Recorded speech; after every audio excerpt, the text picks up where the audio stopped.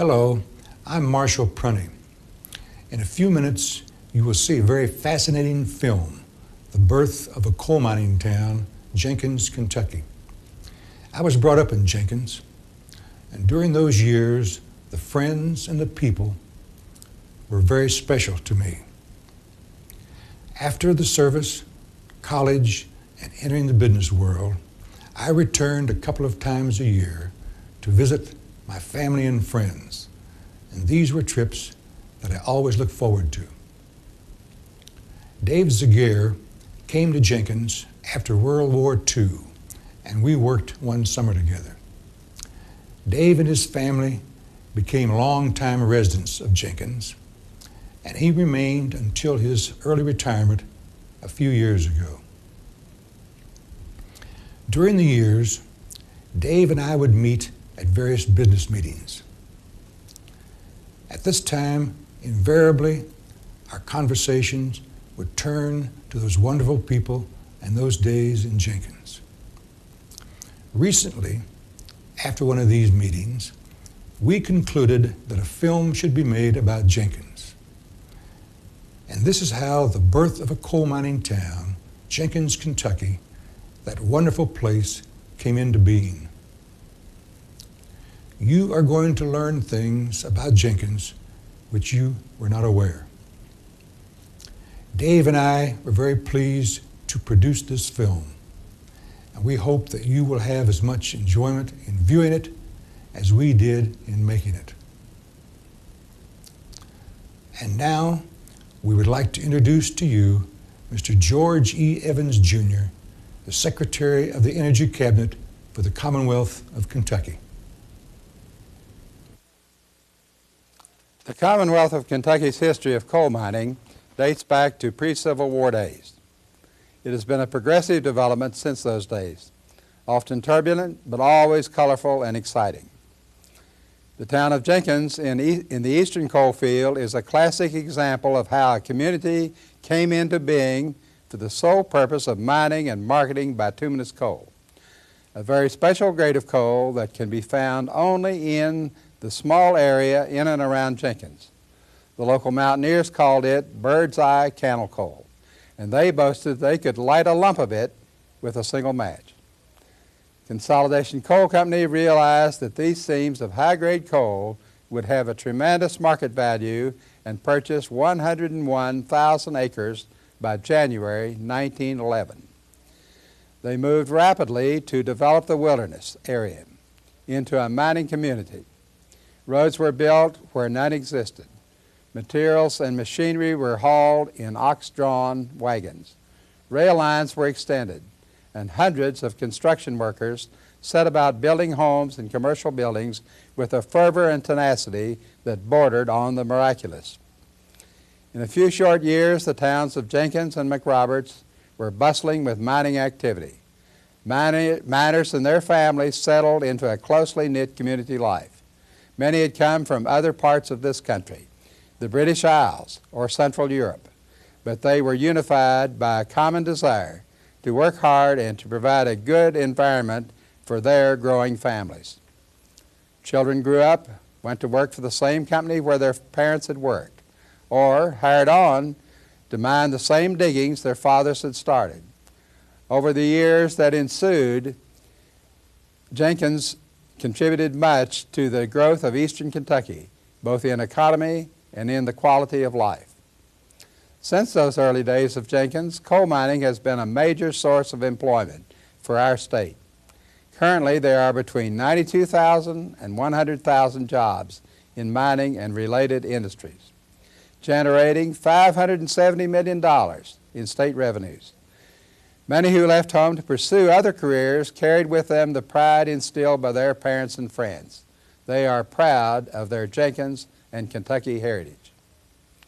As Secretary of the Energy Cabinet of the Commonwealth of Kentucky, I extend my personal congratulations to the citizens of Jenkins for their part in making coal mining a leading industry in our state, and for the contributions of their forefathers in creating and maintaining a community that we are proud to hold up as an example of the American spirit. 16 tons. What do you get? Another day older and deeper in debt. St. Peter, don't you call me, 'cause I can't go. I owe my soul to the company store. Travelers passing through Jenkins, Kentucky would hardly realize the intense activity early in this century that created this Appalachian mining town. Today, what appears to be a typical eastern Kentucky town was once a showcase community, a marvel of man's ingenuity and tenacity. This region, at the headwaters of the Elkhorn Creek, has been known as a source of high-grade coking quality coal since 1881. Civil War veteran Richard Broass discovered the valuable seams and accurately mapped their scope and extent. No effort was made to mine the field, however, until April 1911, when Consolidation Coal Company purchased 101,000 acres of the land previously acquired by Broass. At that time, it was estimated that 2 seams alone would produce 1 billion tons of the highest grade coal then known. Unfortunately, this rich coal field was in a very remote location with practically no roads and no immediate rail access. The nearest rail line, the Chesapeake and Ohio, was some 30 miles distant.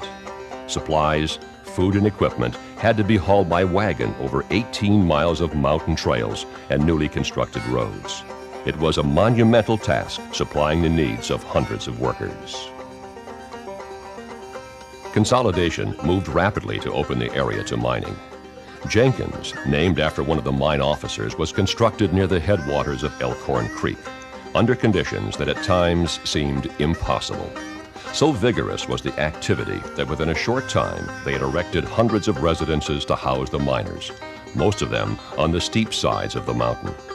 In addition, a large office building, a company store, a hospital, a school, a warehouse, hotels, churches, and even a YMCA were constructed.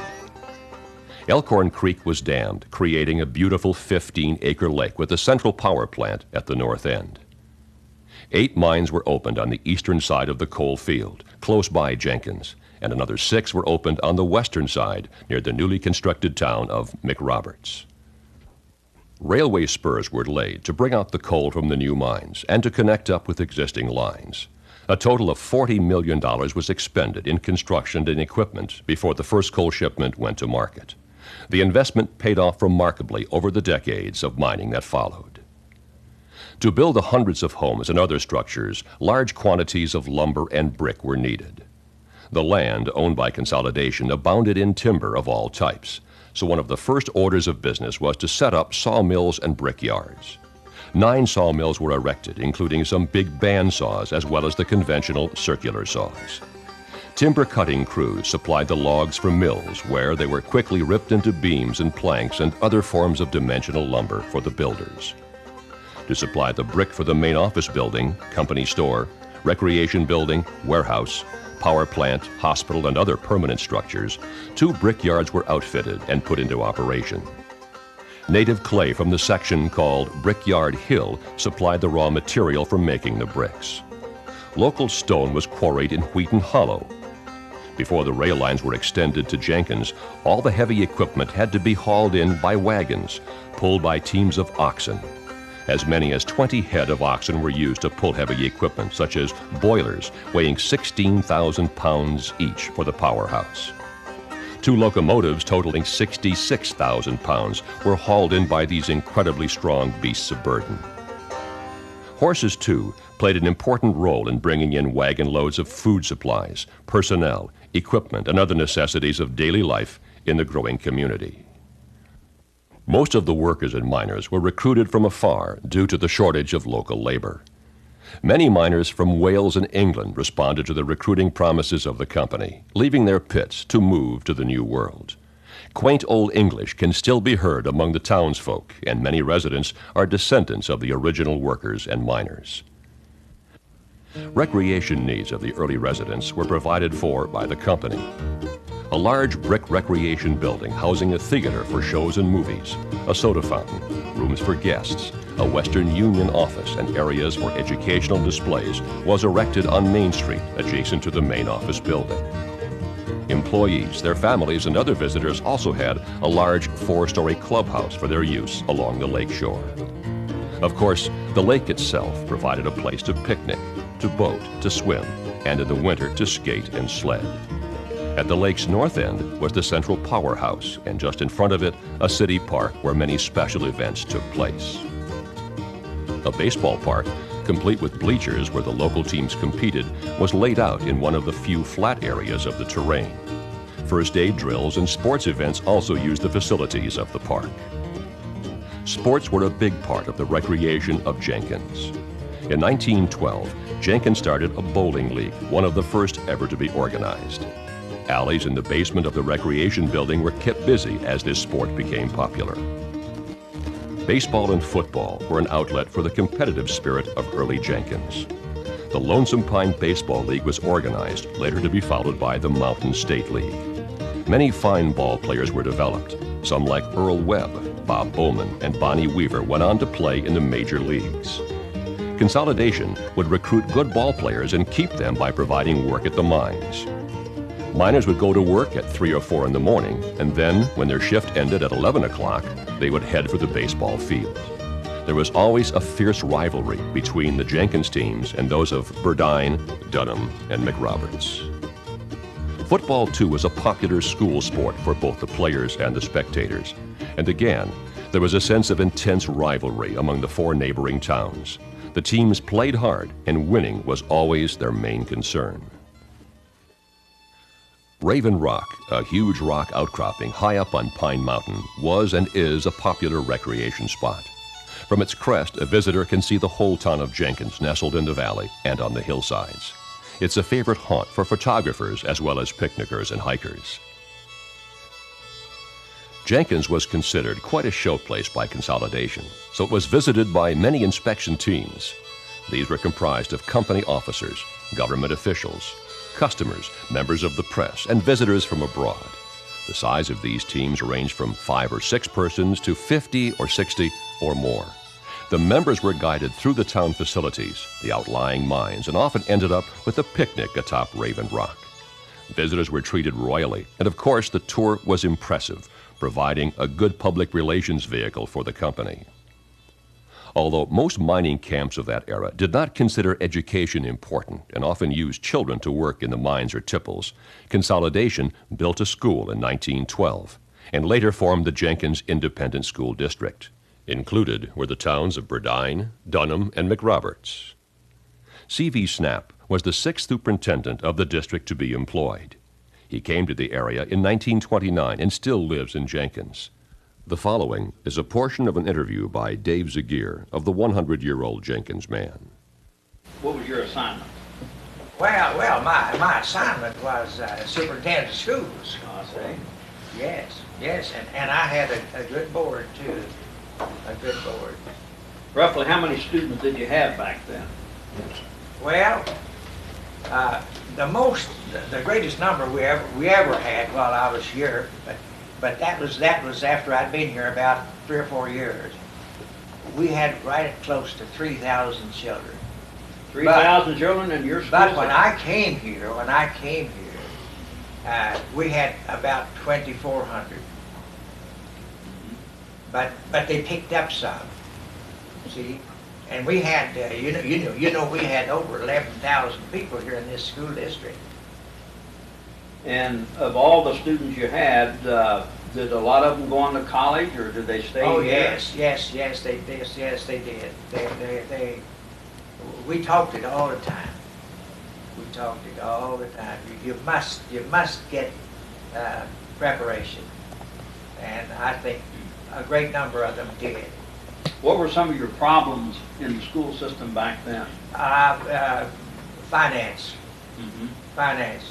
But the people, that's another thing that I'm happy to say, that people voted on themselves that little tax, you see, and that was made the difference between what we couldn't have had the school if it hadn't have been for about $20,000 that little vote brought in. It just made the difference. Did you have any problem in getting teachers to come here in the mountains? Yeah, that was a big problem. Where did most of your teachers come from? Well, most of them came from Eastern Teachers College and Berea. And that's the two institutions. Of course, they're both down there in the bluegrass country. What are some of the pleasant memories that you have back in those early years, C.V.? Well, of course, it's people. It's people. It's the wonderful people that I met and the people that worked with me. And you can't say that the finest thing that people can have is good friends. And I made good friends. And there was something that caused us to work together. Mr. Snap was responsible for organizing the first student band. It was called the Jenkins School Band, although it included students from other towns in the district. Other bands sponsored by the company were organized and would entertain in the bandstand in the city park on weekends and on special occasions. The company's store was the central location for most of the family's transactions. Consolidation issued scrip, paper money, and coins that could be traded in the store for food and other necessities. Miners and other company employees were paid either partially or in full with company-issued scrip. The name scrip comes from the term manuscript, which designated the original paper money. Later, it was also applied to the metal coins, which usually were in denominations of 5, 10, 25, 50 cents, and $1. Some companies also had a 1 cent and even a $5 coin. The large $5 scrip usually had a fluted edge to distinguish it from the $1 piece. These coins were called pieces by the miners and also nicknamed them flickers. Perhaps it was because they flickered in light or in the sunlight. Jenkins scrip is hard to come by now and is considered valuable by collectors who wish to assemble a full set of company-issued coins. Elkhorn Dairy was inaugurated with a herd of 36 milk cows to supply milk, butter, and other dairy products for the town. The milking barn was well equipped with stanchions for the cows and was considered quite modern for its time. A comfortable home for the dairy manager was built adjacent to the large milking barn where he could keep an eye on dairy operations. Other cattle were raised to supply meat for the town. A butcher shop and meat market near the main office building offered the best cuts of beef for hungry miners and their families. Produce was also available at the meat shop and was attractively displayed in the well-lighted front windows. A point of pride was the neat, well-tended flower garden in front of the meat market. To supply the staff of life and other baked products, a makeshift bakery was first constructed. Later, it was replaced with a well-equipped permanent brick building near the railroad tracks. Bread, cakes, and buns from this bakery were sold in the company's store. The coal from the Elkhorn mines came to be known as true Elkhorn coal, and Consolidation later named it Cavalier, selling it under the protection of this trade name as a guarantee to be from the true Elkhorn seam. This coal was of the highest quality with low ash, sulfur, and phosphorus content. Coke produced from it was very hard and free-burning, making it desirable in metallurgical processes. The company also took great care in mining of its coal to see that it was free from contamination by slate, black rash, or other impurities. In addition, careful inspection was maintained on the tipples to make sure any impurities were removed before loading the coal for market. A field laboratory and sampling equipment provided further assurance of the high standards of the Elkhorn coal. Its famous coal notwithstanding, the most important ingredient of Jenkins is its people. Some of those who were involved in the very early years are still around and enjoy recounting their experiences. George Fugate came to Jenkins after serving as an Army officer in World War I and stayed on till he retired in 1961. He was 94 years old at the time of this interview by Dave Zagier and currently resides in Lexington, Kentucky. Like C.V. Snap, he has an excellent recall of those early years.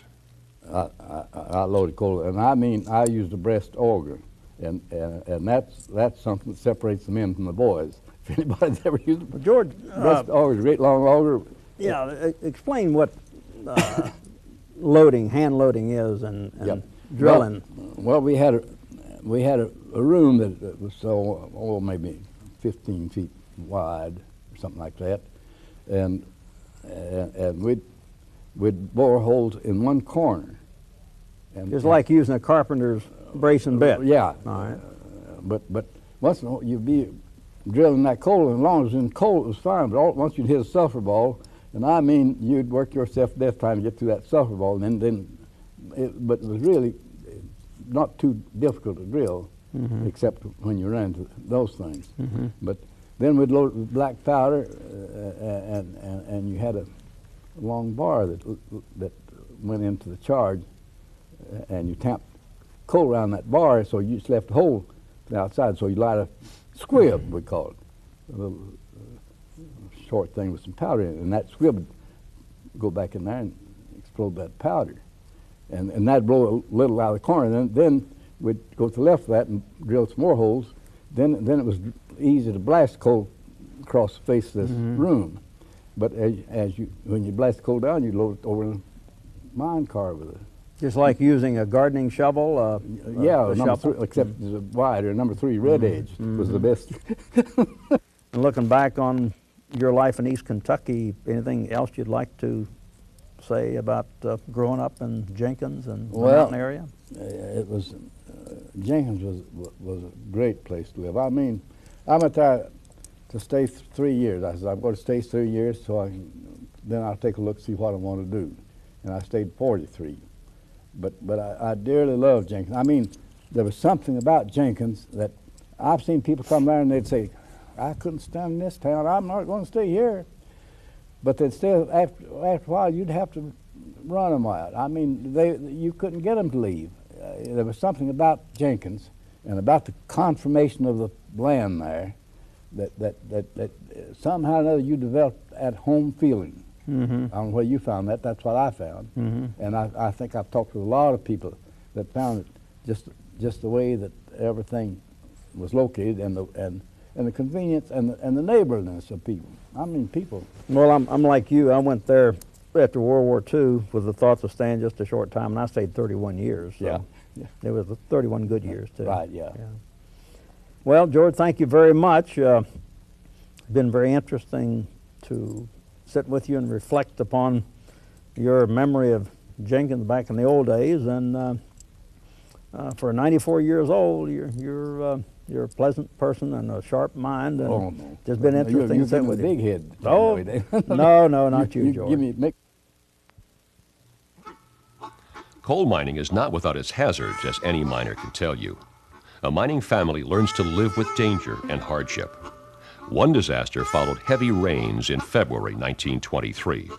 At the number 201 mine site, rain-soaked earth slid from the steep slopes near the tipple, completely covering the rail line at the bottom and burying a locomotive. Dates on the old photos show that almost a month later, the work of digging out was still going on. The part of Letcher County that was to become Jenkins was the scene of some notable events and produced notable people who bear mentioning. They are part of the lore and the legends that make that mountain area so colorful. During the Civil War, a young colonel, James A. Garfield, led his brigade to score a decisive victory over rebel forces holed up in Pound Gap. Although the Confederates were strong in numbers and well fortified, the ingenious officer, guided by an old volunteer mountain man, took his troops up the steep snow-covered slopes of Pine Mountain and outflanked the rebels. The Confederate forces, surprised by this maneuver, abandoned their fortifications and fled. Colonel Garfield was promoted to brigadier general following this victory, and 2 decades later became the 20th President of the United States. Another notable who was to make that area famous through his writings was John Fox Jr., an author who loved the mountains of eastern Kentucky with a passion. He wrote a novel published in 1908 entitled The Trail of the Lonesome Pine. The book is about the area that was to become Jenkins a few years later. A giant pine on the ridge of Cumberland Mountain called Pine Mountain by the natives, was the inspiration of his popular novel. Fox wove some of the local characters into his story. Devil Judd Tolliver was said to be Bad John Wright, a local peace officer about whom a number of legends circulated. It was said Wright killed 28 men in gun battles, although when interviewed, he admitted killing only 7 in the line of duty. The area's infamous feuding families, the Hatfields and McCoys, are represented in Fox's book by the Tollivers and the Phalans. Ironically, a member of the McCoy family served as Jenkins' undertaker in the early days. George McCoy drove the departed to their last resting place in his horse-drawn hearse. Fox's novel was made into a successful movie and a stage play. Filmed first in 1915 by Cecil B. DeMille, it was later rerun in 1936, featuring Fred McMurray, Henry Fonda, Sylvia Sidney, and Beulah Bondi. Another author brought attention to the Jenkins area with his famous novel, From Here to Eternity. James Jones used Jenkins-born Robert Lee Stewart as the model for his leading character, Private Robert E. Lee Pruitt. Jones and Stewart served together in F Company of the 27th Infantry Regiment stationed in Schofield Barracks, Hawaii. Another East Kentuckian, George Wilkinson of Hazard, also appears in Jones' book as Saul Anderson. Wilkinson entertained his barracks buddies with his ever-present guitar. From Here to Eternity was filmed starring Frank Sinatra, Burt Lancaster, Deborah Carr, and Montgomery Clift. Jones picked Clift for the role of Private Pruitt because he said Clift looked very much like Stewart. Another man from Jenkins who served in the armed forces and who created quite a stir in the world's press was Francis Gary Powers. His ultra-secret U-2 spy plane was shot down May 1, 1960, while on a mission high over the Soviet Union. Powers' plane was damaged by a near miss from a Soviet air-to-ground missile and crashed near Sverdlovsk. He, however, managed to parachute to safety and was captured by the Soviets. Powers was brought to trial for espionage in Moscow and sentenced to 10 years confinement, the first 3 years to be in prison. Powers' parents and his wife, Barbara, were permitted to attend the trial, although he was not allowed to meet with them until after the verdict. He was released in a prisoner exchange on February 10, 1962, after having been locked up for 21 months. Powers had spent the summer of 1950 as a lifeguard at the Kiwanis Club pool in Jenkins. That October, he was inducted into the Air Force as an enlisted man, but went on to win his wings as a commissioned officer pilot. Folk music has always been a vital part of mountain people's lifestyle. Notes from fiddles and a variety of other string instruments reverberate across the hills and valleys of eastern Kentucky, evoking emotions ranging from joy to sadness. You can often tell the region a folk musician hails from by his own distinctive style. One Jenkins coal miner turned musician who has earned a reputation as a folk violin master is Kenny Baker.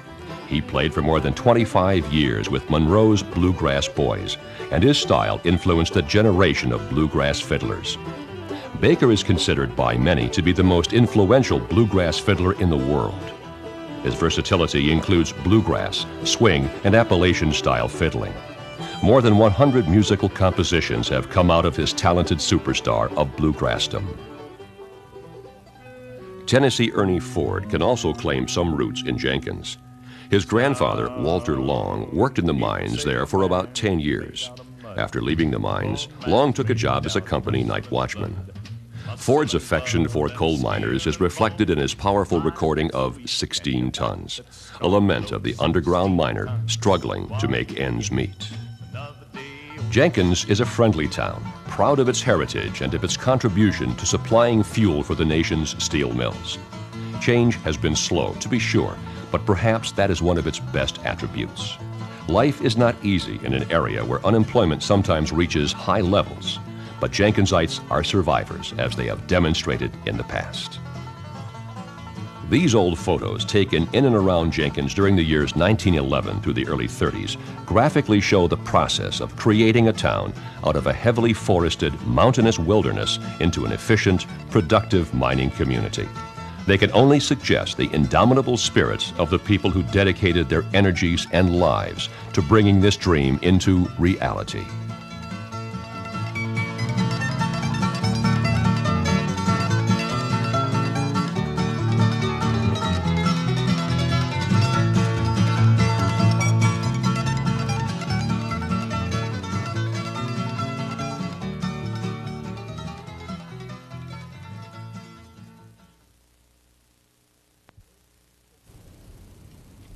The birth of a coal mining town, Jenkins, Kentucky, that wonderful town. We hope you enjoyed the film. We would like to give a very special thanks to Dave Zagier. It was from his files that we obtained the pictures, the historical data, and a lot of the other information used in the film. Our deepest appreciation also goes to Jerry Lanning of Lanning and Murphy Associates for his creative ability and organizational skill assembled all of the data which was in the film you have just seen.